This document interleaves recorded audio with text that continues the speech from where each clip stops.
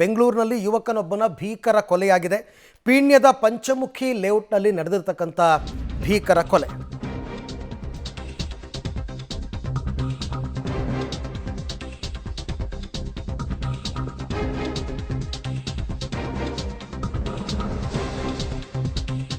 ಬೆಂಗಳೂರಿನಲ್ಲಿ ಯುವಕನ ಭೀಕರ ಹತ್ಯೆಯಾಗಿದೆ.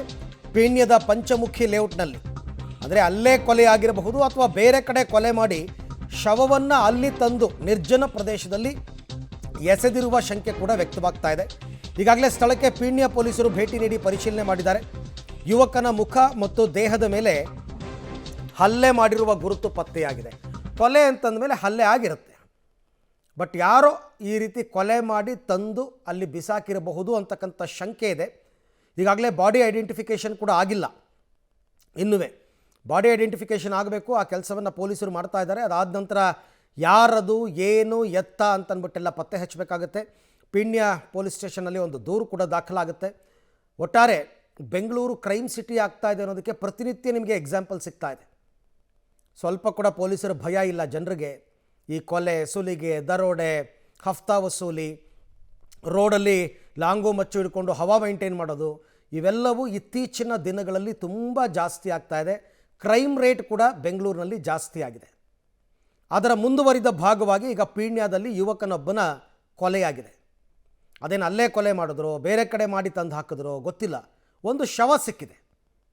ಅದು ನಿರ್ಜನ ಪ್ರದೇಶ, ಪೀಣ್ಯದ ಬಳಿ ಬರ್ತಕ್ಕಂಥ ಒಂದು ನಿರ್ಜನ ಪ್ರದೇಶ. ನೀವು ಅದನ್ನು ಗಮನಿಸ್ತಾ ಇದ್ದೀರಾ. ಈಗ ಸದ್ಯಕ್ಕೆ ಪೀಣ್ಯ ಪೊಲೀಸರು ಅವ್ರ ಲಿಮಿಟ್ಸಲ್ಲೇ ಬರೋದ್ರಿಂದ ಅವರೇ ಹೋಗಿದ್ದಾರೆ. ಈಗ ಬಾಡಿಯನ್ನು ಅಲ್ಲಿಂದ ತೆಗೆದು ಪೋಸ್ಟ್ಮಾರ್ಟಮ್ ಕಳಿಸ್ಬೇಕಾಗುತ್ತೆ. ಅದಕ್ಕೂ ಮೊದಲು ಬಾಡಿ ಐಡೆಂಟಿಫಿಕೇಷನ್ ಆಗಬೇಕಾಗುತ್ತೆ. ಆ ಫೋಟೋ ತೆಗೆದು ಎಲ್ಲ ಸ್ಟೇಷನ್ ಲಿಮಿಟ್ಸ್ಗಳು ಕಳಿಸ್ತಾರೆ. ಅದೆಲ್ಲ ಮುಂದಿನ ಕೆಲಸಗಳು.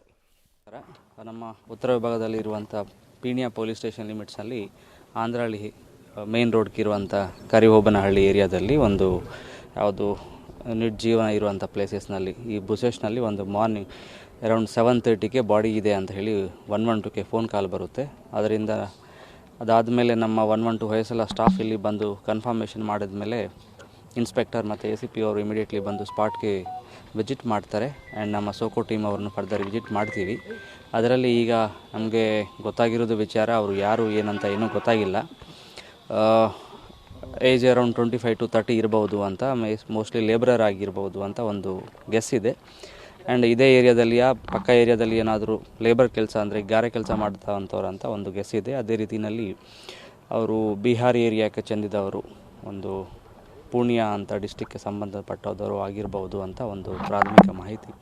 ಸೊ ಫರ್ದರ್ ಅದನ್ನು ನಾವು ಹುಡುಗಬೇಕಾಗುತ್ತೆ. ಅದೇ ರೀತಿಯಲ್ಲಿ ಯಾವ ಕಾರಣಕ್ಕೆ ಅದು ನಿಜವಾಗಿ ಮರ್ಡರ್ ಆಗಿದೆಯಾ, ಇಲ್ಲ ಅಂದರೆ ಬೇರೆಯವರು ಅಸಾಲ್ಟ್ ಮಾಡಿದಾರಾ, ಇಲ್ಲ ಅಂದರೆ ಏನಾದರೂ ಸೂಸೈಡ್ ಥರ ಆಗಿದೆಯಾ ಅಂತ ಅದನ್ನು ವೆರಿಫೈ ಮಾಡಬೇಕಾಗುತ್ತೆ. ಆ್ಯಸ್ ಆಫ್ ಅದೇ ಬಾಡಿ ಮೇಲೆ ಈಗಾಗಲೇ ನೋಡಿದ್ದಂಗೆ ಜಾಸ್ತಿ ಇಂಜುರೀಸ್ಗಳು ಏನೂ ಇಲ್ಲ.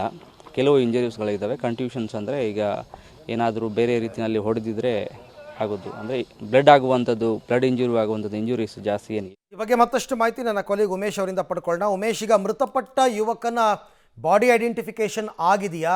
ಆತ ಯಾರು, ಏನು, ಎತ್ತ ಅಂತ ಗೊತ್ತಾಗಿದೆಯಾ? ಪ್ರಕರಣದಲ್ಲಿ ಸದ್ಯಕ್ಕೆ ಇದು ಟೂ ಅರ್ಲಿ ಆದರೂ ಏನಾದರೂ ಲೀಡ್ ಸಿಕ್ಕಿದೆಯಾ ಅಂತ? ಅರವಿಂದ, ಈಗ ಕೊಲೆಯಾಗಿರುವಂಥ ವ್ಯಕ್ತಿ ಯಾರು ಅನ್ನೋದು ಇನ್ನೂ ಕೂಡ ಪೊಲೀಸರಿಗೆ ಗೊತ್ತಾಗಿಲ್ಲ. ಆದರೆ ಬಿಹಾರ ಮೂಲದ ವ್ಯಕ್ತಿ ಇರ್ಬೋದು ಅನ್ನೋ ಶಂಕೆ ವ್ಯಕ್ತ ಆಗಿರುವಂಥದ್ದು. ಬೆಂಗಳೂರಿನ ಅಂದ್ರಹಳ್ಳಿ ಮುಖ್ಯ ರಸ್ತೆಯಲ್ಲಿರುವಂಥ ಪಂಚಮುಖಿ ಲೇಔಟ್ ಏನಿದೆ, ಈ ಲೇಔಟ್ನ ನಿರ್ಜನ ಪ್ರದೇಶದ ಜಾಗ ಇದು. ರಾತ್ರಿ ಸುಮಾರಿಗೆ ಈ ಕೊಲೆ ನಡೆದಿರುವಂಥ ಶಂಕೆ ವ್ಯಕ್ತವಾಗಿದೆ. ಇವತ್ತು ಬೆಳಗಿನ ಜಾವ ಸುಮಾರು 7:30ರ ಸುಮಾರಿಗೆ 112ಗೆ ಕರೆ ಬರುತ್ತೆ. ಅಪರಿಚಿತವಾಗಿ ಯಾರನ್ನ ಕೊಲೆ ಮಾಡಿ ಇಲ್ಲಿ ಬಿಸಾಕಿದ್ದಾರೆ ಅಂತ. ಆಗ ಪೀಣ್ಯ ಪೊಲೀಸರು ಸ್ಥಳಕ್ಕೆ ಬಂದು ಪರಿಶೀಲನೆ ಮಾಡಿದಂಥ ವೇಳೆಯಲ್ಲಿ ಸುಮಾರು 25ರಿಂದ 30 ವರ್ಷದ ಯುವಕ ಅಂತ ಗೊತ್ತಾಗಿರುವಂಥದ್ದು. ಆ ಯುವಕನನ್ನು ಕೈಗಳಿಂದಲೇ ಅಲ್ಲೇ ಮಾಡಿ ಕೊಲೆ ಮಾಡಿರುವಂಥ ಶಂಕೆ ಈಗ ಪೊಲೀಸರ ಪ್ರಾಥಮಿಕ ತನಿಖೆಯಲ್ಲಿ ಗೊತ್ತಾಗಿರುವಂಥದ್ದು. ಇಲ್ಲೇ ಹಲ್ಲೆ ಮಾಡಿದ್ರೆ ಅಥವಾ ಬೇರೆ ಕಡೆಯಿಂದ ಹಲ್ಲೆ ಮಾಡಿ ಕೊಲೆ ಮಾಡಿದ ನಂತರದಲ್ಲಿ ಈ ಜಾಗದಲ್ಲಿ ತಂದು ಬಿಸಾಕಿದ್ರೆ ಅನ್ನೋದ್ರ ಬಗ್ಗೆ ಈಗಾಗಲೇ ಪರಿಶೀಲನೆ ನಡೀತಾ ಇರುವಂಥದ್ದು. ಸದ್ಯಕ್ಕೆ ಈಗ FSL ಟೀಮು ಮತ್ತು ಶ್ವಾನದಾಳ ಎಲ್ಲ ಬಂದು ಪರಿಶೀಲನೆ ಮಾಡ್ತಾ ಇರುವಂಥದ್ದು. ಇದು ಅಕ್ಕಪಕ್ಕದ ಏರಿಯಾ ಏನಿದೆ, ಇದು ಲೇಔಟ್ ಪಕ್ಕದ ನಿರ್ಜನ ಪ್ರದೇಶ ಆಗಿದೆ. ಇಲ್ಲಿ ರಾತ್ರಿ ಹೊತ್ತು ಯಾರು ಓಡಾಡೋದಿಲ್ಲ, ಅಷ್ಟೊಂದು ನಿರ್ಜನ ಪ್ರದೇಶದ ಜಾಗ ಇದು. ನಿನ್ನೆ ಈಗಾಗಲೇ ಸಾಮಾನ್ಯವಾಗಿ ಇಲ್ಲೆಲ್ಲ ಸ್ಥಳೀಯರು ಹೇಳುವಂತೆ ಈ ರಾತ್ರಿ ಹೊತ್ತಾದ ನಂತರದಲ್ಲಿ ಕೆಲವು ಪುಂಡರಿಲ್ಲಿ ಪಾರ್ಟಿಗಳು ಮಾಡೋದಕ್ಕೆ ಇದಕ್ಕೆ ಬರ್ತಾ ಇರ್ತಾರೆ. ಆ ಸಂದರ್ಭದಲ್ಲಿ ಏನೋ ಆಗಿರ್ಬೋದು ಅನ್ನೋ ಶಂಕೆ ಕೂಡ ಸ್ಥಳೀಯರು ವ್ಯಕ್ತಪಡಿಸುವಂಥದ್ದು. ಈ ನಿಟ್ಟಿನಲ್ಲಿ ಪೊಲೀಸರು ಕೂಡ ಆ ವ್ಯಕ್ತಿ ಯಾರು ಅನ್ನೋದ್ರ ಬಗ್ಗೆ ಪರಿಶೀಲನೆ ಮುಂದೆ ಮಾಡಿದ್ದಾರೆ. ಆತನ ಬಳಿ ಪತ್ತೆಯಾದಂಥ ಒಂದು ID ಕಾರ್ಡು ಅಥವಾ ಆತ ಧರಿಸಿರುವಂಥ ಬಟ್ಟೆ ಏನಿದೆ ಆ ಬಟ್ಟೆ ಆಧಾರದ ಮೇಲೆ ಈತ ಬಿಹಾರ ಮೂಲದ ವ್ಯಕ್ತಿ ಅನ್ನೋದ್ರ ಬಗ್ಗೆ ಪ್ರಾಥಮಿಕವಾಗಿ ಒಂದಷ್ಟು ಮಾಹಿತಿಗಳು ಸಿಕ್ಕಿದ್ದಾವೆ. ಆದರೆ ಆತನ ಹೆಸರೇನು, ಯಾವ ಕಾರಣಕ್ಕಾಗಿ ಇಲ್ಲಿ ಬಂದಿದ್ದ ಅಥವಾ ಬೇರೆ ಕಡೆಯಿಂದ ಏನಾದರೂ ಕೊಲೆ ಮಾಡಿ ಇಲ್ಲಿ ಹಾಕಿದ್ರ, ಬೆಂಗಳೂರಲ್ಲಿ ಏನು ಕೆಲಸ ಮಾಡ್ಕೊಂಡಿದ್ದ ಅನ್ನೋದ್ರ ಬಗ್ಗೆ ಇನ್ನೂ ಕೂಡ ಸ್ಪಷ್ಟತೆ ಇಲ್ಲ. ಸದ್ಯಕ್ಕೀಗ ಬೇರೆ ಬೇರೆ ಟೀಮ್ಗಳು ಬಂದು ಸ್ಥಳದಲ್ಲಿ ಪರಿಶೀಲನೆ ಮಾಡ್ತಾ ಇರುವ ನಂತರದಲ್ಲಿ ಆತ ಯಾರು, ಕೊಲೆ ಮಾಡಿದ್ದು ಯಾರು, ಮತ್ತು ಇಲ್ಲೇ ಕೊಲೆ ಮಾಡಿದ್ರ, ಬೇರೆ ಕಡೆಯಿಂದ ಕೊಲೆ ಮಾಡಿ ಇಲ್ಲಿ ಬಿಸಾಕಿದ್ರ ಅನ್ನೋ ನಿಟ್ಟಿನಲ್ಲೂ ಕೂಡ ಮಾಹಿತಿಗಳು ಸಿಗಬೇಕಾಗಿದೆ. ಅರವಿಂದ್.